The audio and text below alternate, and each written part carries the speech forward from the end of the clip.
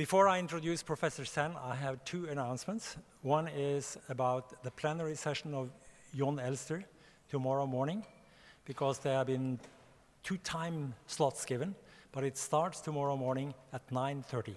No, at 8:30, I'm sorry, 8:30. Okay, so you see this was my heightened level of confusion. At 8:30 tomorrow morning, the plenary with Jon Elster. The other is that most sessions are in this building, but there are some sessions that are not in this building. But they are as close as traversing this building. It's just across the street in one way or another, and it's very easy to find your way to get there. And in some cases also, we have indicated by spots on the ground, in the street, you rode from this building to the place where the session is going to be. Then let me introduce Professor Amartya Sen. He's an Indian citizen born in West Bengal. His scholarship is characterized by an extraordinary scope spanning from mathematical axiomatic contributions in social choice theory to broadly flowing yet tightly reasoned analysis of human development. He has made seminal contributions to fundamental problems in welfare economics but rather than confining himself to scholarly technical analysis, he has also addressed what causes poverty and how to measure it in ways that yield practical information about how to improve the lots of the poor. He has carried out empirical studies of famine, demonstrating that famine occurs not just from lack of food, but also from the mechanisms of distributing food built into the social structure, purchasing power, and power relations. He has written extensively and incisively on gender issues, for example, on the impact on mortality of unequal rights of men and women. In his own field, he has addressed foundational issues, for example, by challenging the approach that posits self-interest as the prime motivating factor of human activity. Recently, he has reread the works of Adam Smith and underline the failures that flow from ignoring the institutions that markets are embedded in. Throughout his career, Sen's concerns have been global in reach, historical in orientation, and interdisciplinary in approach. He has traversed the boundaries between economics, ethics, and philosophy. He has written on justice and tolerance, freedom and democracy. He has launched an important new debate on alternative formulations of the concept of equality, capability equality, and also judging regimes by their capacity to enhance and equalize these capabilities of their citizens. In his writings on freedom, he has stressed a person's ability to be or do something that is positive freedom rather than just freedom from interference. He has analyzed also development in terms of freedom. He has addressed fundamental questions of identity, which of course is a key topic for psychology, but also one for the analysis of political and religious behavior. He has advocated the concept of multiple identities. As a person, you are an ensemble of identities, and he has warned against the civilizational and religious partitioning of the world into mono-identities, so to speak. In short, Amartya Sen's contribution transcends the boundaries of the social science disciplines, and he has drawn on and contributed to other disciplines as well. He won the Nobel Prize Memorial Prize. He won the Nobel Memorial Prize in Economic Sciences in 1998. So let me end this introduction by reminding you of what John F. Kennedy said at the White House dinner honoring Nobel Prize winners in April 1962. He said, "I think this is the most extraordinary collection of talent, of human knowledge that has ever been gathered together at the White House, with the possible exception of when Thomas Jefferson dined alone." I think that in this audience, we have the most extraordinary collection of social science talent, broadly defined, interdisciplinary social science on knowledge that has ever been gathered together, again, with the possible exception of Amartya Sen when he speaks alone. Satya, the floor is yours.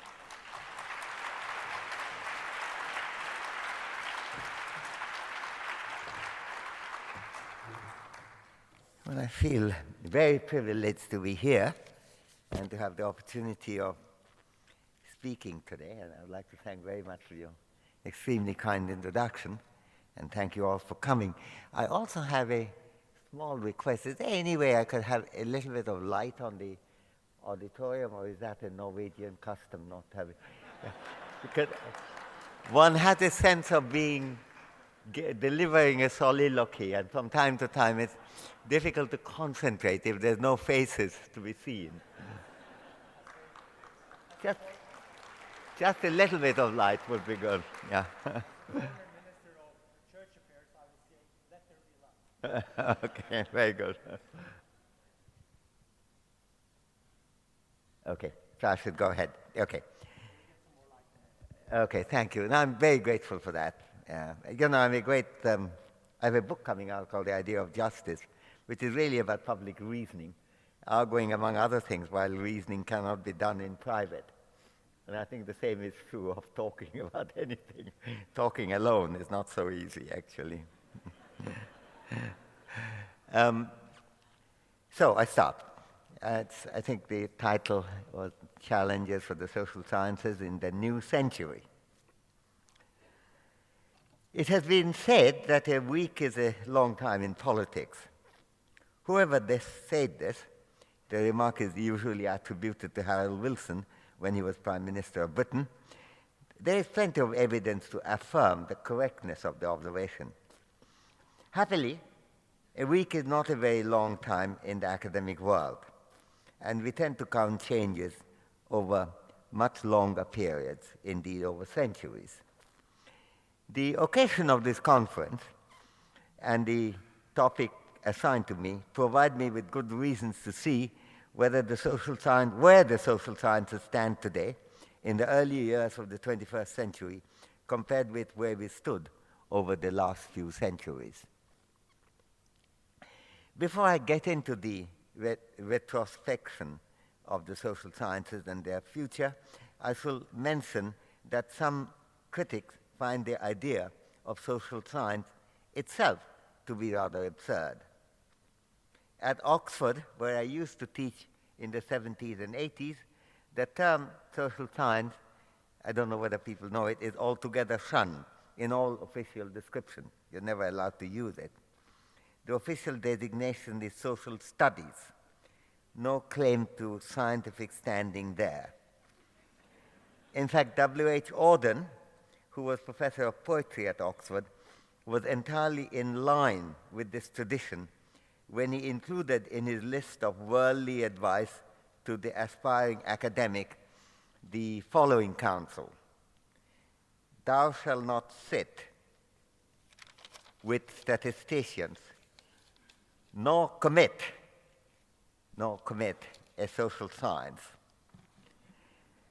Now, since I'm about to commit some social science, I ought to remind you of that admonition. This is, of course, not the self-image of social scientists themselves, and economists in particular get very upset if you question their scientific credentials. By the way, am I microphone-wise all right? Yeah? Okay. There's instructions I'm often given, like stand a little behind or stand closer, but I'm glad I don't have to do it. If there's one writer to whom credit is given for enhancing the scientific content of economics, it is, of course, Adam Smith. The impact of his probing scrutiny of economic relations has been quite profound, both in generating understanding and in influencing public policy. And his influence has been particularly strong in the analysis of how an economy works, what the markets do and how, what the markets do not manage to achieve and why not, and so on. Given the historical context of this talk, what better than to begin with Smith's contribution and see how his ideas and proposals have germinated over the centuries that separate us in time from Smith, and what prospects they have for use in the future. As it happens, we have something of a special anniversary of Adam Smith right now. It was exactly a quarter of a millennium ago, in 1759, that Adam Smith's first book, The Theory of Moral Sentiments, was published. The father of modern economics saw his Wealth of Nations, published in 1776, as a kind of development and elaboration of one part of the large intellectual engagement in which he was involved in his first book, that is, The Moral Sentiments.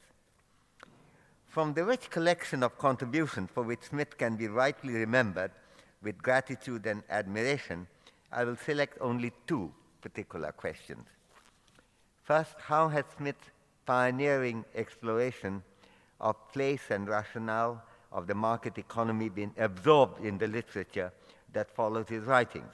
Second, what has been the impact of Smith's investigation of human motivation and reasoned decisions, including his understanding of rational choice? I don't want to anticipate now what I'm going to discuss in some detail presently, but since this is not a detective story, I can tell you briefly now that the summary answer to both the questions, I fear, is Smith had done quite badly in being persistently misunderstood, misinterpreted, and misused. But what is a sad story for the past is the promising prospect for the future, for the new century. I would argue that some of the adversities of economics and finance in the real world and the understanding of rationality and justice in the world of ideas today can be addressed much better if we make greater use of the insight that Smith's works offered, including lines of further work that he suggested. In the failures of the past lie, in this sense, the promising prospects of the future. While I'm laying down my agenda, let me take the liberty of drawing your attention to one other historical association, also from the 18th century. My second reference is to Marquis de Condorcet, the French mathematician, political and social theorist, radical philosopher, and the father of social choice theory in its original form. Condorcet continued to work in mathematics, but increasingly devoted more attention to problems of the social sciences. He established the so-called paradox of voting, showing that the method of majority decision can lead to a situation in which every alternative is defeated by some other alternative, so that there is no majority winner at all. When Kenneth Arrow generalized Condorcet's result into his impossibility theorem in his, that is Arrow's, classic book Social Choice and Individual Values in 1951, it became clear that the challenge of escaping an impasse is even harder than Condorcet had thought. There has been a lot of work on social choice theory in recent decades, and I personally have been much engaged in this from the 1960s, that I think the chairman mentioned. And I personally, and certainly it has influenced my outlook greatly. The question to ask in this area is, where do we stand now? Does the interest in Condorcet's and Arrow's analysis lie in the negativeness of these contributions, demonstrating what cannot be done, or do they have positive and constructing implications as well? If the latter, how might the constructive results in social choice theory influence political philosophy or social practice or economic analysis today in the 21st century? A second question relates to Condorcet's work, involves his interest in education and public reasoning. Condorcet was a quintessential Enlightenment author and placed huge emphasis on the importance of education. Indeed, Condorcet was one of the pioneers in advocating the schooling of all girls, not just boys. He also thought that women's education and interactive public discussion will help to moderate the high fertility rate that most of the world then had, and it was Condorcet, not Malthus, who first pointed to the possibility of population growth outrunning what we can produce given our resources. But unlike Malthus, Condorcet thought that the problem of high birth rate can be solved through both more schooling, especially of girls, and more interactive education through greater public discussion of the problems that humanity faces. We must ask, was Condorcet over-optimistic? Do his arguments have any useful relevance to the problems that we face today in our contemporary world, not just in the population problem there too, but also in environmental problems and many other problems that we face today. Let me add one more question, a third, related to the work of Condorcet in economics and the social sciences. And it's a bit more complicated methodological issue here. As a mathematician, and a very distinguished one, Condorcet was tempted to use mathematical reasoning in everything he took up. And indeed, he did so in voting theory and social choice in a way that really pioneered the subject. But he was completely restrained in his use of mathematics in other areas. And there is quite a sharp dividing line between Condorcet's mathematical work, including voting theory, and his economic and social analysis, on which he wrote a lot, but hardly ever used any maths in them. What can we say about Condorcet's approach to the question? And since the use of mathematics is still a subject of much interest and some controversy today, what is the relevance of Condorcet's theory and practice in the world today and in the future? I've got now a handful of questions, and if I go on adding to my list, I shall not have any time to answer them. In answering these 5 sets of questions over the centuries, I shall not proceed in the order in which I've stated them. Indeed, I will begin with the questions related to Condorcet's work first, and only after that proceed to Adam Smith. Since I've already written a certain amount about Smith, to which the chair also kindly referred, and I'm also writing right this moment a new introduction to the 250th anniversary edition of Smith's Moral Sentiment for the Penguin Classic series, it seems fair to give priority in this lecture and also more time to Condorcet rather than to Smith. In fact, let me begin with the last issue, the use of mathematics in economics and the social sciences, a subject, as I mentioned, is of some controversy even today. It's easy to see that at one level, this can hardly be a difficult question at all. We use tools as and when they're useful, and mathematics is a box of tools. At an elementary level, the question here looks like asking, should we be using screwdrivers? The answer surely must be that it depends on what we are trying to do. If I'm trying to affix a screw somewhere, I must have an excellent reason to use a screwdriver. But a screwdriver would be an odd tool to use if I'm doing something quite different, like cooking, or painting a picture, or trying to go to sleep. This is clear enough, but unfortunately the answer is more complicated than that, partly because there are well-formed attitudes that many people have on whether or not to use maths in economics and the social sciences. There are the anti-maths guys who seem to go into a fit if you try to invoke any mathematics at all, while there are the pro-maths activists who do not seem to do anything without making huge use of maths, often of very muscular rather than elegant kind, no matter how relevant they may be.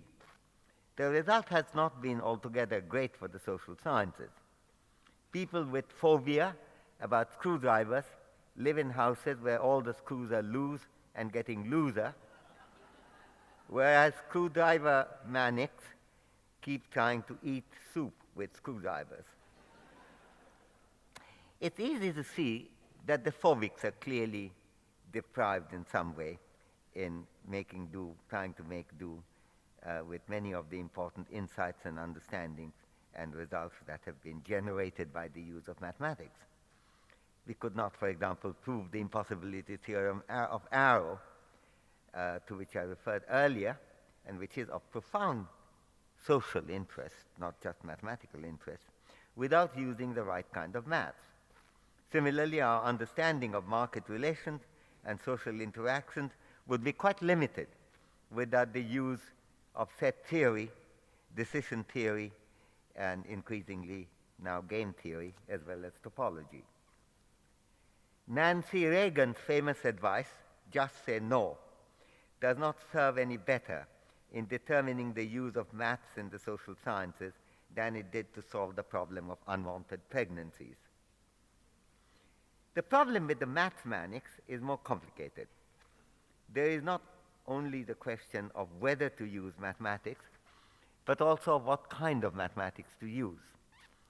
I think Condorcet's reticence in using mathematical techniques in his work on economics and the social sciences related to this, not to any deep suspicion of mathematics which he couldn't have had. For most of the problems with which Condorcet was concerned, he would not have found great scope for utilizing the mathematical tools that were in use then. Indeed, even in the early years of the 20th century, the ongoing mathematics were typically much better suited to physics than to most problems in economics. There's a bit of an intellectual history here. Much of traditional mathematics had developed either out of pure analytical interest or out of the demands of the natural sciences. Even Leonardo da Vinci, in the early 16th century, pointed out in his famous notebooks, I quote, "Mechanics is the paradise of the mathematical sciences because by means of it, that is mechanics, we come to the fruits of mathematics," unquote. The mathematicians responded to the demands of physics, whereas economists were often simply taking the available supply of maths to make whatever use they could, even if the focus on the tools took many of them somewhat away from what they really intended to investigate. The main source of the trouble here is that the attitudinal and relational complexities that economics and the social sciences in general must accommodate, must take on board, are often hard to capture with maths that have been designed for physical relations. Many of the economic, social, and political variables and relations do not have the exactness that magnitudes in the natural sciences typically have. The lack of fit that may have deterred Condorcet did not deter quite a few economists who would try to make use try to make whatever sense they could of the economic and social variables through math design, often for mechanics and physics, and with imagination it could be done very well. John Hicks's Value and Capital would be a good example. But there's a huge limitation there, which doesn't get lifted. The Hicks's Value and Capital coming in the 30s is probably the last of them in that old mathematical tradition. There is an important philosophical issue here related to the economist's love of exactness, despite the complex and less rigid structures that the object of the investigation may often have. Being exact is, of course, a very good thing. I'm not a fan of the view that the extent of exactness does not make a difference, even though I have often been quoted as saying, I think I said it many years ago and been repeated again and again, it's better to be vaguely right than to be precisely wrong. I do own up to that belief, which I don't think is very eccentric, but that is not because I think exactness is unimportant when you can have it. If I ask you where is the railway station and you tell me that it is on the periphery of the town, I would not regard that to be a very good answer, even if it were entirely correct. A bit more instruction on where to go would help here. The real issue of epistemology involved in this question is to make the description fit the nature of the object as exactly as possible. The location of a railway station is a well-defined place, and exactness demands in this case a more specific statement than my being told that it's on the periphery of the town. But when the object itself has an ambiguity, as many economic, social, political, and psychological variables do, like happiness, or freedom, or poverty, then the exact representation of that inherently ambiguous idea demands that the ambiguity involved be exactly captured rather than being lost in an inappropriately determinate representation. The nature of mathematics to be used has to adapt correspondingly. Happily, this has actually been happening for over half a century now, and so the prospect for 21st century look to that extent more comfortable. There has in fact been the exploration of various kinds of looser structures of relations and sets, for example, the use of orderings of attitudes and preferences rather than presuming more demanding representations, the admission of incomplete orderings with partial orders or semi-orders of different kinds, and the application of fuzzy relations and fuzzy sets as ways of quantification, making explicit room for the specific ambiguities involved. Sometimes the impetus for these analytical mathematical developments has come from their usability in the social sciences. And in that respect, we are beginning to some extent to catch up with the physical sciences. The acceptance of these looser structures may still be rather limited in mainstream economics and other social sciences, but the reach of productive use of mathematical reasoning in these disciplines can certainly be substantially enhanced by the use of these less determinate mathematical structures. As it happens, the focus of mathematical studies, mathematics itself, was undergoing some change in the early 20th century. Led by the contributions of Burton Russell, A.N. Whitehead, David Hilbert, Kurt Gödel, and others, there was significant re-examination of the foundations of mathematics and their philosophical implications in this period. There were pioneering explorations of sets and relations of great generality, of analysis and topology, of decision theory and game theory, and so on, opening up domains of investigation very different from that of mechanics, of which Leonardo da Vinci spoke. The contrast between pure and applied mathematics used to reflect, earlier on, the dominance of physics as the principal user of applied mathematics.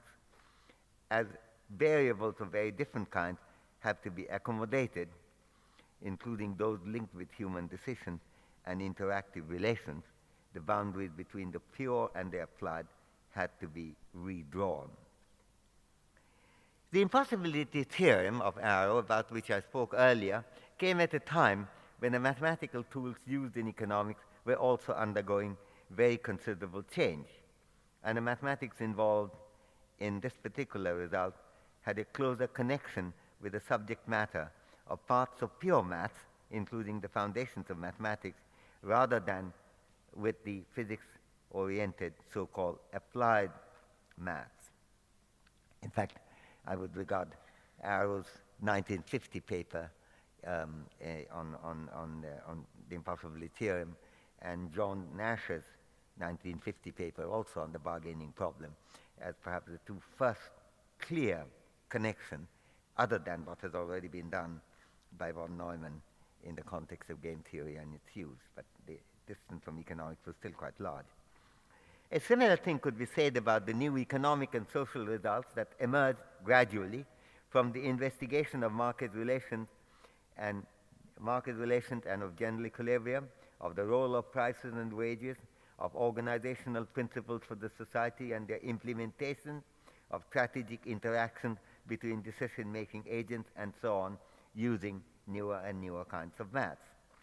In interpreting the changes in the application of mathematics in economic analysis from about the middle of the 20th century, slightly earlier if you take Neumann into account, we have to take note of the fact that the first half of the 20th century saw some substantial development in mathematics itself. While the beginning of these changes go back well into the 19th century, some of the movements were linked with a huge change of perspective that was to a great extent initiated by visionary speech of the great mathematician David Hilbert in 1900. Hilbert pointed to the general similarity between the formal structures of apparently different fields of analytical investigation. This drew on the early works used by George Cantor, the inventor of set theory. Cantor, I should explain, was not an altogether normal person, and not just because he also had disadvantage in the sense he had bipolar disorder, but he made all kinds of claims. One of his claims was that he had obtained his theory of transfinite numbers directly from God himself, a remark that was rather hard to absorb. David Hilbert felt it was important to sort out some analytical problems that Cantor had not adequately addressed, and Hilbert proceeded to do just that, without losing Cantor's brilliant insight. And he went on to defend Cantor on the elegant ground that, I quote, "No one should expel us from the paradise that Cantor had created," unquote. The development of set theory, with insights and discipline brought to it by Cantor, Hilbert, and others, made a profound difference to the nature of mathematical reasoning in the social sciences. In the first half of the 20th century, if the first half of the 20th century saw a change of course in mathematics, economics and some of the other social sciences were a major beneficiary of that change from the middle of that century. For example, the emergence of game theory, first as a mathematical discipline, then as a tool of economic analysis, has extended the fruitful reach of mathematics and economics very substantially. I sometimes wonder what Condorcet, cooped up as he was in his 18th century world of classical mathematics, would have done with set theory, game theory, and topology, since the subject matters of his study could benefit greatly from this analytical change. The 21st century will no doubt see much use of these newer technologies, which can deal a great deal better with social variables than could be done with classical tools for the analysis of mechanical variables. The thing to remember, however, is that the problems with which Condorcet were concerned, I emphasize problems, are still with us here at the beginning of the 21st century. And it would be just acknowledgement of our debt to Condorcet to help advance his agenda of addressing these profound problems with the help of most recent techniques of analysis which were not available to him. What about social choice theory, which was initiated by Condorcet but put in its present form with the use of set theoretic and relation theoretic reasoning by Kenneth Arrow? Even though Condorcet was the person who first identified the paradox of voting, he never moved away from his interest in developing a theory of democracy in which more note can be taken of people's attitudes and priorities than a mere voting procedure allows. In this, he anticipated something of John Stuart Mill's insight in seeing democracy as government by discussion. Condorcet was also keen on the importance of dialogic encounters in society that can pave the way towards more sensible democratic solution than a pure voting system would allow. It's particularly important to move away from the interpretation of individual priorities as pure reflections of individual utilities or personal benefits. The social choice framework can easily accommodate much wider concerns involving our loyalties to our neighbors, but also to other human beings in the world today, or indeed in the future. As I have argued elsewhere in my forthcoming book, The Idea of Justice, which will come out in July, social choice theory can be a good analytical device for pursuing issues of global justice and even of global democracy. Democracy will not take the form of having a gigantic world government that's democratically elected. This would be quite a fanciful thing to speculate on, but rather of, as I mentioned, government by discussion, as I also mentioned, a phase attributed often to John Stuart Mill, but which actually, if my research is right, originally uttered by Walter, can't never pronounce it. I call him Bagehot, but I think the English seem to call it something like Bagehot or some other thing. But it's spelled out for those who are not English-speaking native, B-A-G-E-H-O-T. But I think that's quite a profound idea, and as I mentioned, Condorcet was an instigator of that sort very early. And I think that there's an application of that even in the context of global democracy. Democracy here is not an all-or-nothing concept, and global public discussion can be varyingly influential in focusing the world's attention to important social problems that are faced across the borders over the globe now, whether it be the environment or global inequality or global poverty or whatever. Problems of environment policy in particular demand something like a global democracy in the form of government by discussion. There are huge interdependencies between our lives, connected among other things through our shared global environment. If they raise issues of the kind that games like the prisoner's dilemma have made us understand better, there are in addition problems of sharing of the global burden of costs of environmental preservation made more difficult by inequalities across the borders. There's something here that can be seen in terms of the bargaining problem, as it has been called by John Nash, a remarkable mathematician, game theorist, and economist, and as all of you know, who had a very beautiful mind. Everyone may benefit from global cooperation to tackle common problems, including our environmental challenges. But the sharing of benefits and of costs raise questions of distributional fairness, which Nash pioneeringly discussed in his 1950 paper. Just the math of it he discussed, not the particular example. It is in fact an important social choice problem, and there are many such. As Bangladesh or Maldives start slipping down into the sea with global warming, I very much hope we will never allow this to happen. Questions of inequality, but even the threat of it, questions of inequality and distribution must take much more intense form. 21st century social science has to be equipped to deal with these difficult problems of our time.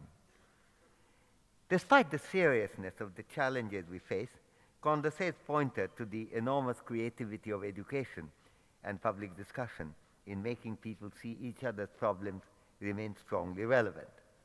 Condorcet's insistence on the importance of women's education was linked, among other things, to his recognition of the need for women's voice in public affairs, as well as in the family, inside the family, and in social and economic life. The role of women's voices can in turn take us to giving priority in public policy to women's education as a part of the promotion of justice in society, both for its direct benefit and for its indirect contributions. At some level, this may be simply a part of the programs pursued now by international organizations, for example, the so-called Millennium Development Goals of the United Nations, but underlying that immediacy was also a basic demand for a better educated society with extensive dialogue between people within a nation and beyond the national boundaries. The role of education and enlightenment is central to Condorcet's approach to society. Consider, for example, Condorcet's nuanced view on the population problem in contrast, as I said, to Malthus's single-minded worry about the failure of human rationality in stemming the tide. As was mentioned earlier, Condorcet preceded Malthus in pointing out the possibility of serious overpopulation in the world if the population growth rate did not slow down, as observation from which Malthus himself drew, as he acknowledged. when he developed his own alarmist theory of population catastrophe. However, Condorcet went on to argue that a more educated society with social enlightenment, public discussion, and more widespread women's education would reduce the population growth rate dramatically and could halt or reverse it, a line of analysis that Malthus completely rejected and for which he chastised Condorcet's gullibility. It's not often remembered that Malthus's so-called essay on population, that's not the full title. Essay on population, I think it goes on to say, I'm just quoting from memory, wherein the folly of Monsieur Condorcet and William Godwin are exposed. And that's what his program was. So that is that no reasoning will make a difference, only harsh positive penalties like death rate could reduce the fertility rate. Today, as Europe struggles with the fear of population contraction rather than explosion, and all over the world, evidence accumulates on the dramatic effects of education in general and women's education in particular in reducing the growth rate of population, Condorcet's appreciation of enlightenment in interactive understanding has received much more vindication than Malthus's dire cynicism, which gave little role to uncoerced human reasoning. Despite recurrent outbursts in the media of Malthusian fears, the issue that really needs to be addressed is not the nightmare that Malthus dreamt up, but how to make the instrument of enlightenment, education, communication, dialogue, even more effective. They have a role not only in curbing population explosion, but also in meeting the challenges of global justice, sustainable development, and the other problems we face today.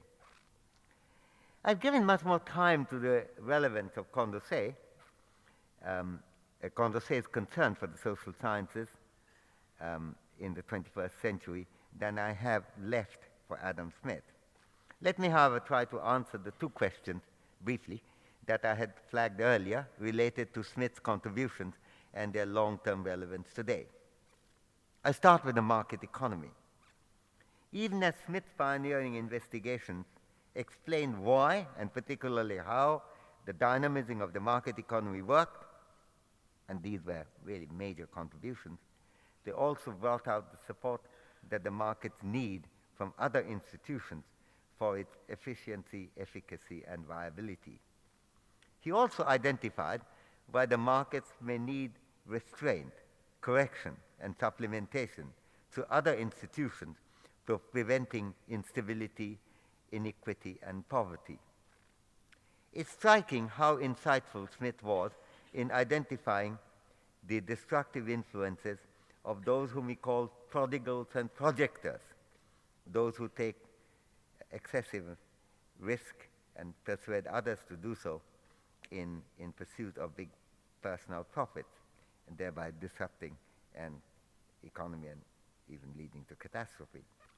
That analysis of Smith is in fact deeply relevant today in understanding the crisis that has come on us like an unexpected tsunami. And if it's relevant, and it is relevant for finding ways and means of overcoming the tsunami. The implicit faith in the unrestrained wisdom of the market economy, which is largely responsible for the removal of established regulations in the United States, tended to assume away the activities of prodigals and projectors in a way that would have shocked the pioneering exponent of the rationale of the market economy, namely Adam Smith.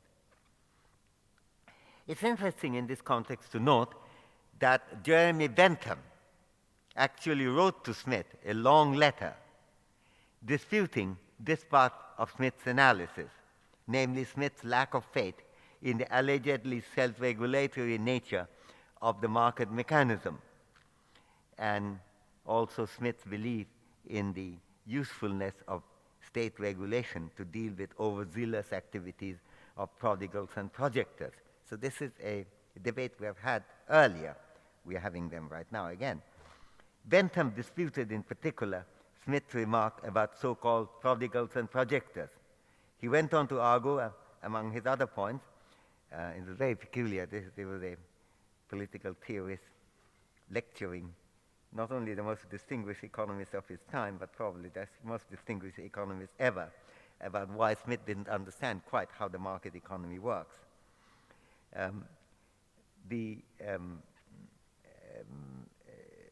Bentham argued that those whom Smith called projectors were also the innovators and pioneers of economic progress. So what was Smith up to? As it happened, Bentham did not manage to persuade Smith to change his mind on this indictment.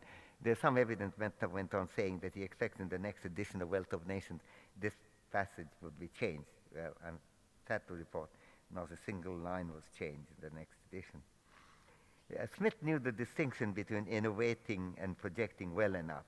And now, more than 2 centuries later, the distinction remains sadly relevant as we try to understand the nature and causation of the crisis that has hit the world of finance.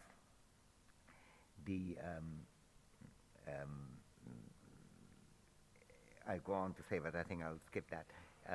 That there are other aspects in this Bentham-Smith differences which remain relevant today.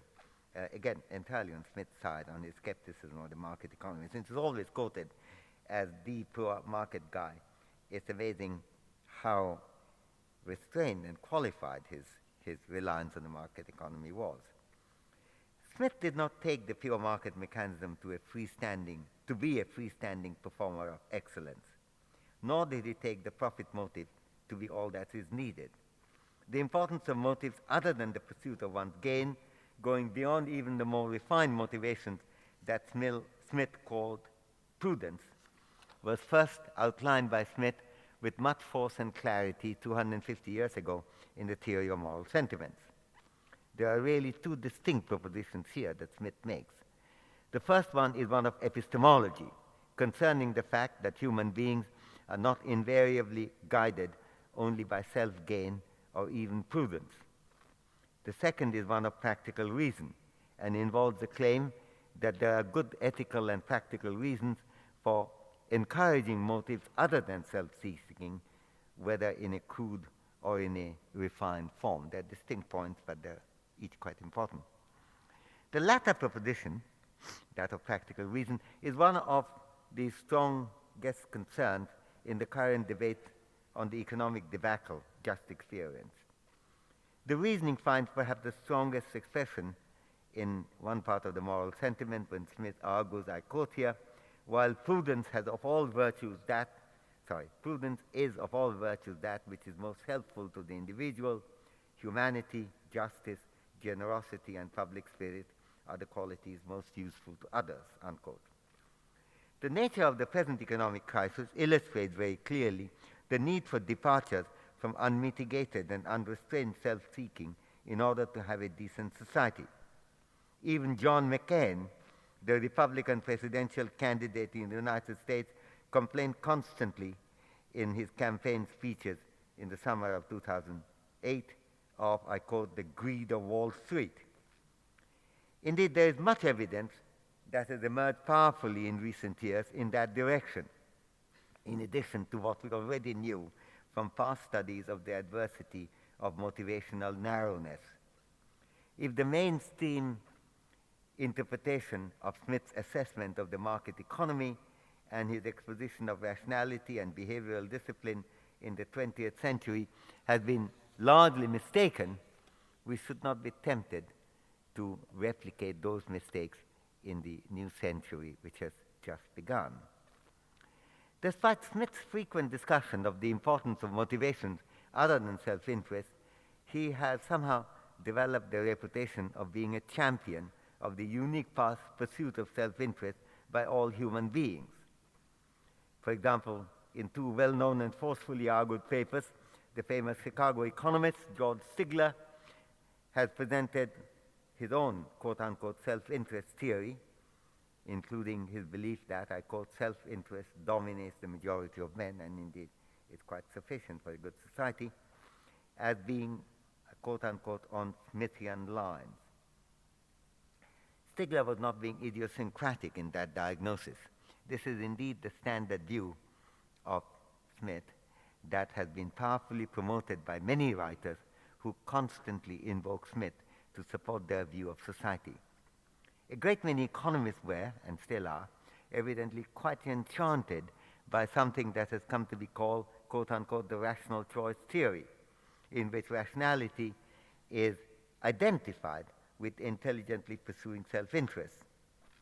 Further, following the fashion in modern economics, a whole generation of rational choice political analysts and rational choice legal experts in so-called law and economics have been cheerfully practicing the same narrow art, though the hold of it in economics is now somewhat looser than it used to be. And they have been citing Adam Smith in alleged support of the cramped and simplistic theory of human rationality that is attributed to him. I have to sadly conclude that while some men are born small and some achieve smallness, it's clear that Adam Smith has had much smallness thrust upon him. One reason for the interpretational confounding is the tendency to confuse the question of rationality and adequacy of self-interest as a motivation with a much narrower question, which Smith did discuss, namely what motivation is needed to explain why people seek exchange, seek trade in a market economy. Smith famously discussed that to explain the motivation for economic exchange in the market, we do not have to invoke any objective other than the pursuit of self-interest. In his most famous and widely quoted passage from The Wealth of Nations, Smith wrote, I quote, "It's not from the benevolence of the butcher, the brewer, or the baker that we expect our dinner, but from their regard to their own interest. We address ourselves not to their humanity, but to their self-love," unquote. The butcher and the brewer and the baker want to get our money in exchange for the meat, the beer, and the bread they make, and we, the consumers, want their meat, bread, and beer, and are ready to pay for them with our money. The exchanging benefits us all, and we do not have to be raving altruists to seek such exchange. This is a fine point about motivation for trade, but it is not a claim about the adequacy of self-seeking for economic success in general.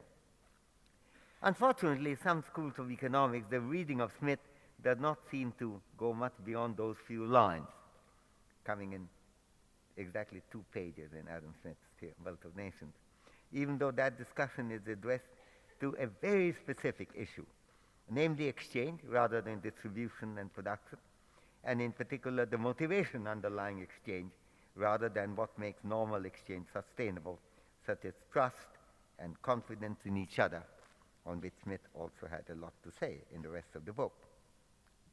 In Smith's writings, the extensive discussion of the role of other motivations that influence human action and that sustain the behavioral and the social equilibrium that a society needs even for a good, well-functioning market economy.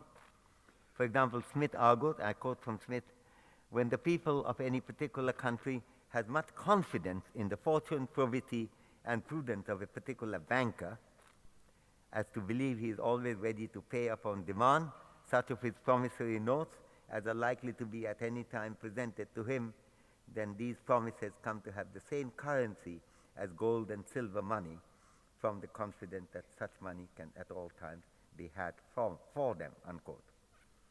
Smith discussed why such confidence need not always exist and why they may even collapse even after existing. Even though the champions of the baker, brewer, butcher reading of Smith, enshrined in many economic textbooks, may be at a loss about how to understand the present economic crisis, since people still have excellent reason to seek more trade even today, even the baker, the butcher, and the brewer, only they have far less opportunity to do so. The devastating consequences of mistrust and the lack of mutual confidence would not have puzzled Adam Smith at all. I must stop now. The social sciences in the new century have to face the new problems that have been emerging powerfully now, including, among others, environmental deterioration, huge global inequality, and extreme financial and economic instability. In addressing these problems, and others that I have not had time to discuss, we can get help from ideas that have been with us for a long time, but the content and implications of which have been systematically misinterpreted. I've tried to illustrate my point with a few specific issues, such as the content of rationality, the usability of mathematical techniques in the social sciences, the relevance of education and public reasoning, the reach and limits of the market economy, and the creativity of democracy seen as government by discussion. In retrospect, it looks as if 2 centuries have not been quite long enough for academic consolidation. There is need for some speed right now, since there is real urgency here. Much will depend on our ability to see our problems more clearly and to respond to them with the promptness they demand. This, I would submit, is the big challenge of the new century for the social sciences. Thank you.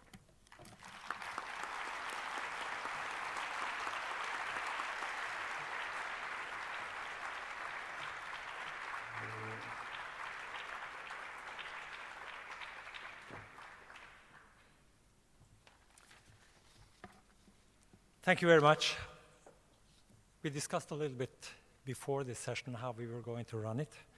And there is a tradition where the chair tries to summarize what has been said by the speaker. And Mr. Sen then commented that if one uses the term in other words, it is really a travesty on the speaker who has already and immediately before stated his points of view. What I just want to do at this point is very quickly, because we're going to have the opportunity for a few questions from the audience, to thank Professor Sen for following his trains of thought and also making a tour of history and a tour d'horizon, and also identifying some key tangents for which we can now also address. I think there are two lessons specifically which I really enjoyed, and that was the moral lesson, namely, in this new century, first, do not repeat the mistakes of the last. And I think also that you have indicated that one of the reasons we have made these mistakes is when we have read the classics, like Adam Smith, we have for 250 years basically misread him. So we have been largely mistaken, as you said, and now you are urging us to get up to speed. With these short notes, there is a microphone in the audience, but I think also if you speak out loud, you can raise a few questions. We can spend about 10 minutes on this, I think, and feel free then to raise your hands and stand up, tell who you are, and be short. Can you extend your Christianity even further and ask for more light? Yes. Can we get some more lights? Mer lys I salen. Then we can see who is speaking. Yes. So I'm sure that there is some technician somewhere here, and we should then get some more light. Here it is coming. Okay. So is there somebody who is raising their hand? Yes, please. Chris Hagenhaugen from University of Bergen and also from Harvard. Come closer. Yeah, get closer. It was explained to me by a nightclub singer that you have to try to kiss it without actually kissing it. Thank you, sir. I'm Chris Hagenhaugen from the University of Bergen and also from Harvard University. I think we met a number of times. The current economic crisis, I see, offers a silver lining, possibly, for the birth of a new world order. And you ended in your talk by saying that social scientists are challenged to, in a way, what I would see, serve as midwives to usher in, to give birth to such a new positive world order. Do you see any chance of that? And can you comment a little more on what is needed from social scientists in order to act in such a midwifery manner? I do actually. Thank you for asking that question. You know, it's quite interesting how hard it has been to get a kind of proper analysis of what happened on which economists would agree today. I organized a seminar. I was one of the persons helping to organize a seminar in Harvard with the delectable title of saying, what happened and what next? And the question is, on what happened, there's such a lot of disagreement. I think part of the problem arises from that still, if you follow the debate, whether in the papers or even in somewhat more professional journals, obviously not enough time yet from the proper journals, but the intermediate ones, you see that people are still trying to argue from very settled position in which they believe, trying to see to what extent it's shaken or not shaken. Now, that's not a bad thing to do. On the other hand, a much better and much more interesting thing to do is to start with the ground realities. I'm a great believer in a need for thesis before you examine empirical data, so I'm not questioning that. On the other hand, the thesis should not come from, as it were, your felt established conviction, because as I've tried to argue, many of them have proved to be just wrong. So I think if we properly engage, which we haven't yet done fully, I think we will get a much better insight as to what exactly is going on. I mean, there are all kinds of questions, just the nitty-gritty, from an economic point of view. How much did their availability and easy availability of credit, especially Chinese funds in the American market, how much of a difference did it make? Now, the fact is that came at a time when the regulations have also gone completely over, beginning with the Reagan period, going through the Clinton period, and then the Bush period in America. And so I think it's a combination of easy availability of funds, development of new delivery mechanisms like derivatives, which make it very hard to trace responsibility. I persuade you to take a loan in a very risky way, and then the instrument I have in the form of ownership of this IOU from you, I sell to another. By the time you're looking into it, the person who instigated is no longer on the scene. Now, this has been often thought of it as being a great innovation, which in many ways it is. But it's quite much clearer that it's an innovation for generating immediate profit rather than innovation for expanding the strength and stability and the reach of the economy. So these are all kinds of questions that have to be really examined. My belief, and I'm a great believer, I follow Smith and Condorcet in believing that if we look intelligently at the questions, we should be able to sort it out and get some answers, and perhaps even get some relatively agreed answers.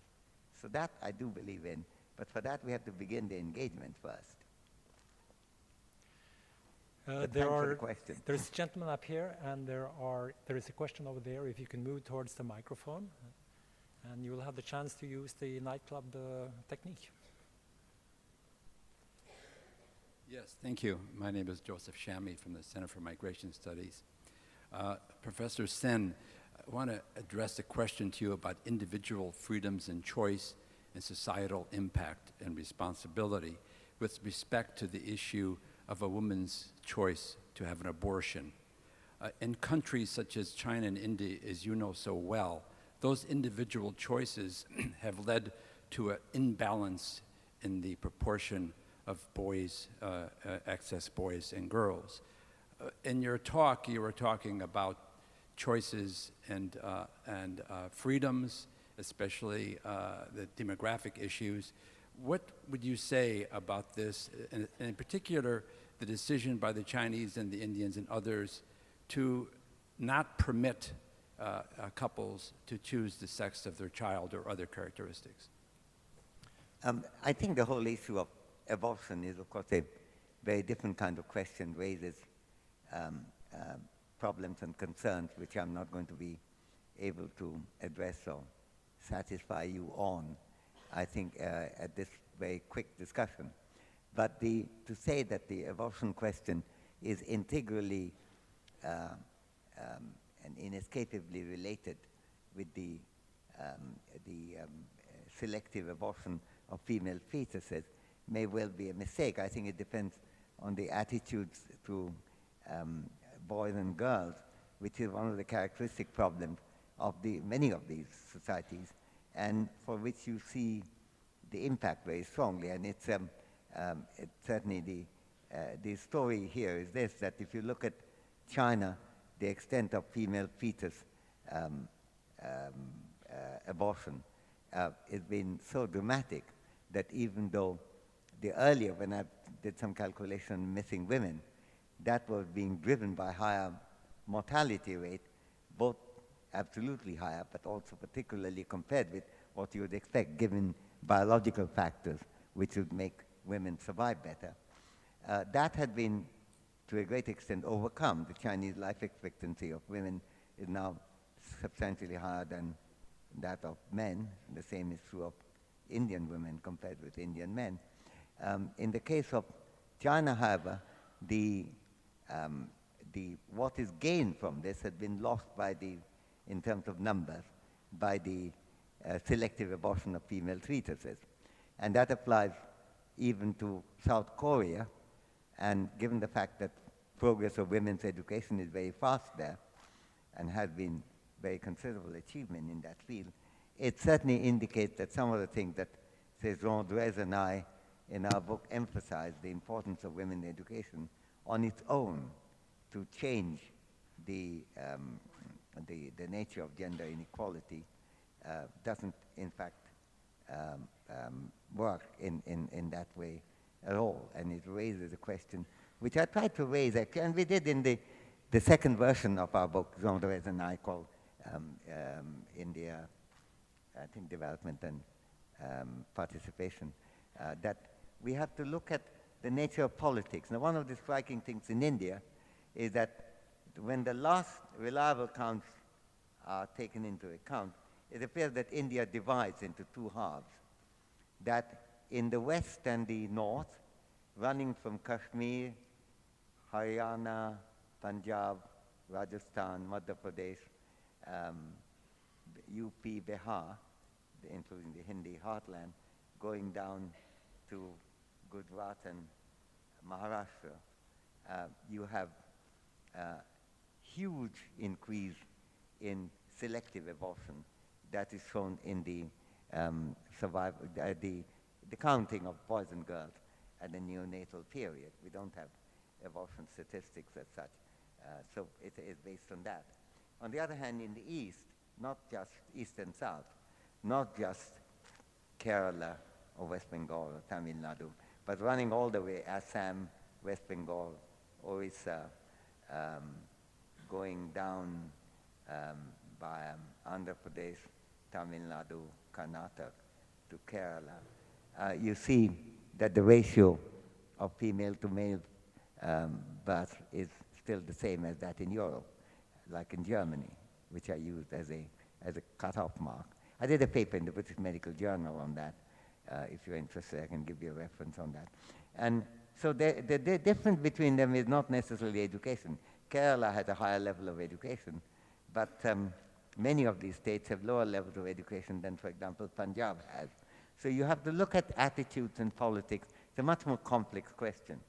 But to link it with the advisability of allowing abortion, which raises a deep question, but they're different questions from this, I think is a mistake, because you have to see what attitude is it that leads to that, and if it's not reflected in abortion, what other expression it finds in the treatment of girls and boys.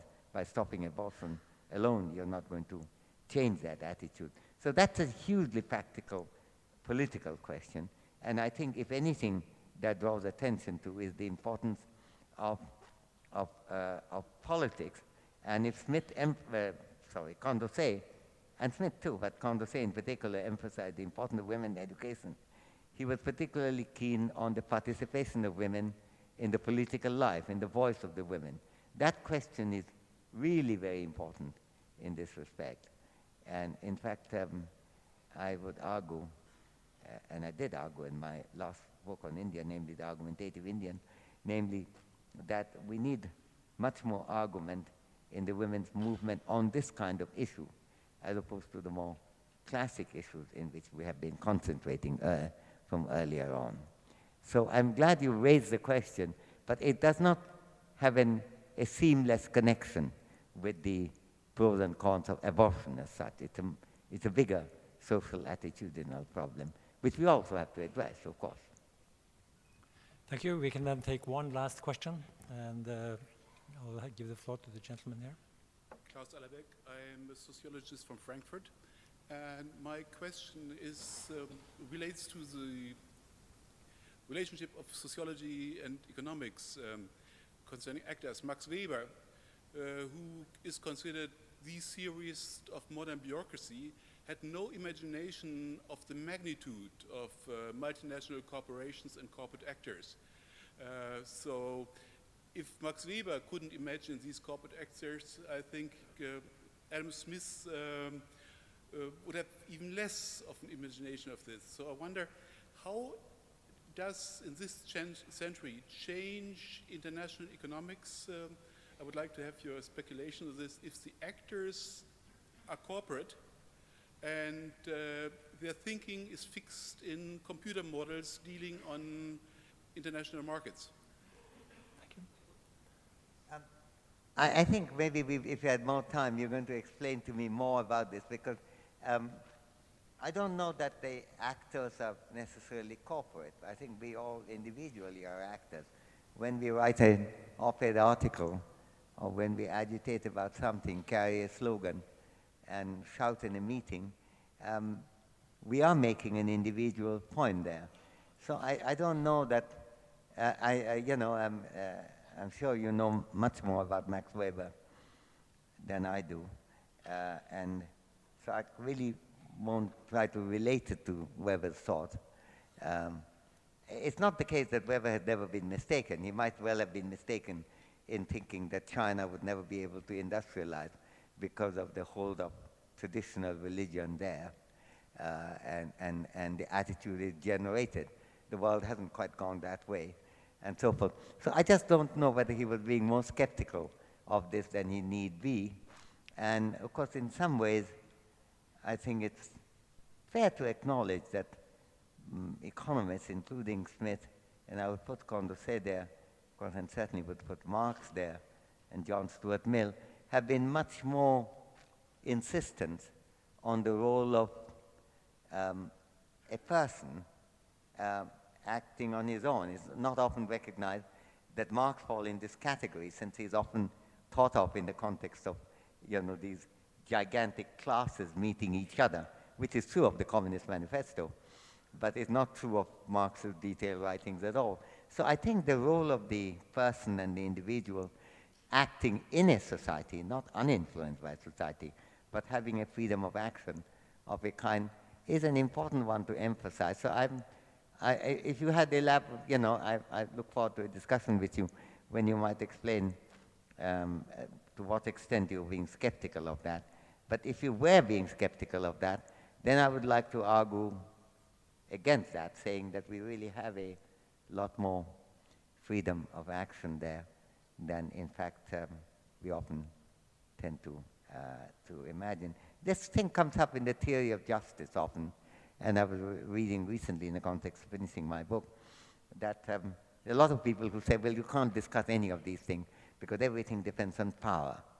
Now, the fact is that power is very important, but it's also true that we can challenge power, and we've done systematically. And when you challenge power, that could also gather force. After all, it's not that ideas like liberty, equality, and fraternity have never moved human beings to act in a particular way. And I think we have to accept more room for volition, for our action individually and jointly with others. But perhaps you and I are cross purposes here, and I very much look forward to following it up. I don't think the chair would allow any more discussion on that. But later on, you and I could chat on that. Well, thank you. Thank you for raising the question. No, I don't think we can take any more questions. No, I'm sorry, because we are encroaching already on the sessions. So I will invite you afterwards. To have a private exchange, because otherwise we are going to prolong the time we take away from the other sessions. I have only two things to do before I close this session. First, to Professor Sen. Economics, in the phrase of Thomas Carlyle, was the dismal science, and if you allow me a play with words, I could say that for Professor Sen, it's been a prismal science, in the sense that he has provided the prism with the economics, which you have used to deviate and spread light on a broader field of knowledge, and often with surprising color. We have a small token for you. It is a frog, and it is a frog that was used by the Norwegian composer Edvard Grieg, and he used to have it in his pocket when he wanted to reduce his tensions. I'm not sure it's needed for you, but you will get it as a little token from having been here. You might even kiss it.